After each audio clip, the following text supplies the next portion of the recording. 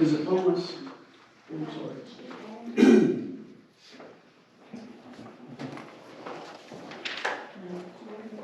Thank everyone for coming out tonight. Our first portion of this meeting is a public hearing. So this will be, we do not start our regular meeting for voting until after this. So the public hearing will be for anyone to speak. And you'll have 3 minutes to speak. And if you can, please keep it on towards the subject so we don't get off the subject on other things. And I'll call on Lisa. She should have the names. Donna, Lady.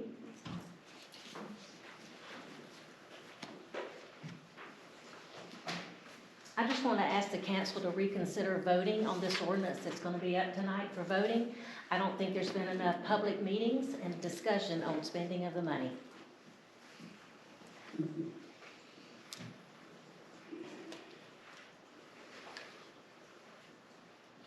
Gloria done that?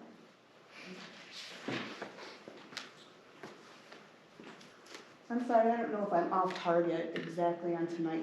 I just wanted to make a quick request about the easy crime money that we talked about, if I can do that. I just wanted to say I didn't have a problem with that personally, except to say that before they spend money to go out of the city, we do have city citizens within Easley that don't have city sewer. We don't have any of the services, which I think is what you guys keep saying is a good reason why we annex. So since they don't have it, I think Easley Combined should look in-house before going out. If they get their money, I know I'm tapped into it because it's right at the corner of my lot, but our whole area is not. What's your address? We're right at Crestview and Sheffield. So that, Huntington South, Yorkwood, I think it is, across the street. I think Huntington North doesn't have it either. So, that's it. Thank you. Thank you. Lisa again.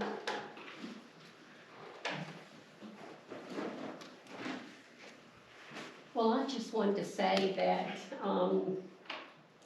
I don't think our ARPA funds should be used for forgiving loans for 60 homes that were made over 20 years ago.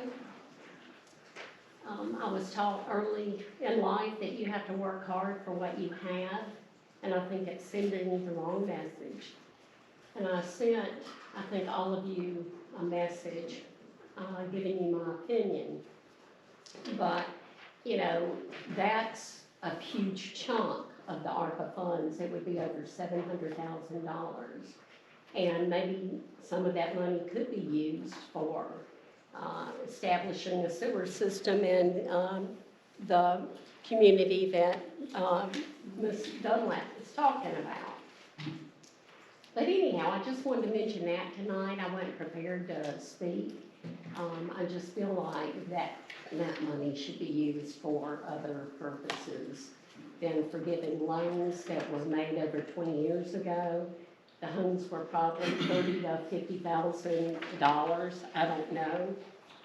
But, you know, there are jobs available everywhere. And I just think that you have to work for everything you have in life. That's what I've done, and I think that's what they need to do too. That's all.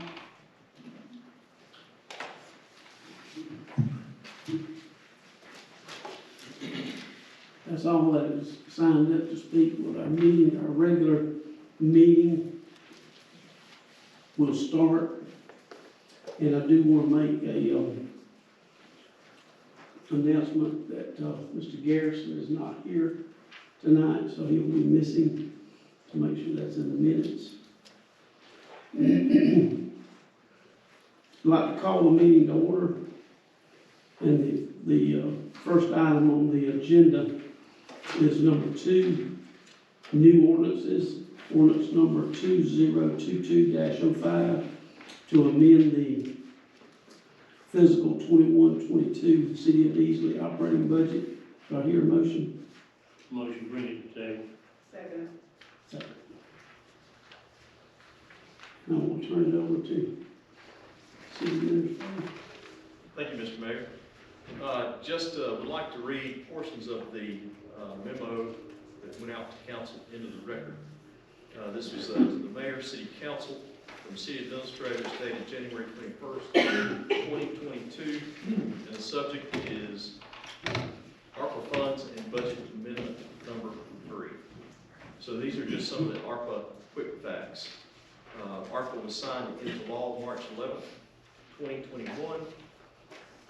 8.8 billion sent to South Carolina, approximately 10.6 assigned to City of Easley. Thanks, sir. The first installment to the city was approximately 5.3 million that was received November 5th, 2021. The second installment we will receive later this year in the fall. That will be another 5.3 million. The funds have been deposited in Park National Bank here in Easley. The new ARPA guidelines that were published this January of 2020 allow the city to declare 10 million as lost revenue rather than use the formula. There are basically two options. You can use the formula that they give you, or you can take the standard 10 million and declare that as lost revenue. And that is what is being recommended to council tonight. It was also recommended by the ARPA committee that met January the 20th. We'd like to highlight that public health and safety services, which include fire, police, and court, identified needs in the amount of $623,894.09 and presented their findings to the ARPA committee on January the 10th as well as January the 20th.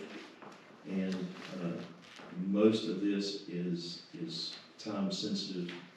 It's very important that these departments receive these funds so they can move forward with those items that they're going to present this evening. I believe that sums it up. The departments will present and we can have discussion from council if council so chooses to do that. But I would like to say that I recommend that the mayor and city council move forward with all of these projects that are being presented this evening by enacting ordinance number 2022-05. This will be the first reading, and this will enact budget amendment number 3 for fiscal year 22 operating budget. And then also, we'd like to recommend that City Council remand the full list of ARPA projects back to the ARPA committee for additional consideration and recommendation. But that would not include the public safety ones. Those would be part of your decision this evening. Those are the highlights, and I think we're going to start with Chief Littleton. So, Chief, we'd just like to say thank you. I believe this is your third or fourth time that you've presented this. You're very thorough, so we appreciate you taking time to share your thoughts with us about your needs. Thank you, Mr. Baldwin, Council, Mayor. As we talked about with Thursday morning, our goal is obviously responding safely and making sure that we're prepared in the community. And so we'll go ahead and recap what we talked about last week. Our first request, all three of my requests fall under the public health impact, which is the first eligible use of the ARPA funds. And one of the things that we asked for was computer-assisted dispatch, computer-aided, depending on who you reference. It's mobile, it's information systems that mount in our fire trucks. And so while we want that, there have been numerous instances when a patient calls 911, says, hey, I'm having chest pain, having trouble breathing, whatever else. We get dispatched to it, we respond. The caller, call taker, after further interrogation, learns that the patient is COVID positive. They enter these notes in the computer system in dispatch, but oftentimes that information is not relayed by radio, which is what we depend on. And if we had mobile cab, we would be able to see that information instantaneously. And so we want to put that in our frontline apparatus. It will not go in our reserve apparatus. We'll have the ability to move equipment from one to the other, maximizing the benefit from software, PCs, and all that. Any questions on that? Okay, next one. PPE capabilities. PPE stands for personal protective equipment. It is the way we stay safe. And not only the way we stay safe, it's the way we keep the community safe. Because not only do we not want to catch anything, we don't want to give anything. When we go to a COVID case, or much like the room, it's not very crowded in here tonight, but a lot of times it gets crowded, we're asked to disinfect the area. So we bring equipment down and we want to do that. And so our options are pretty limited at this point. We want to add 6 PAPRs, or PAPRs as we call them. That stands for Powered Air Purifying Respirators. And that would give us a level of protection we currently have, but at a cost. If we have to continue disinfecting our SCBAs or air packs, what kind of long-term damage are we causing on those equipment? And we need to make those last a long time. We also want to acquire another, what's called an airclave. That's the fogger that disinfects the room. It basically set it up and do that. Again, just like the first one, this falls under the first eligible use of public health impact. Any questions on that one? Okay. And then the last thing is an AED refresh. AED refresh, automatic external defibrillator. Somebody has a heart attack. We have these devices all over the city and city facilities on our trucks that allow us to be able to perform CPR, and if necessary, if your heart is having the rhythm, 1 or 2 rhythms, it'll shock that rhythm. And currently the AEDs we have don't interface with the county's or EMS's devices that are the cardiac monitors. And so our desire is to have the devices that will do that to streamline and make that process faster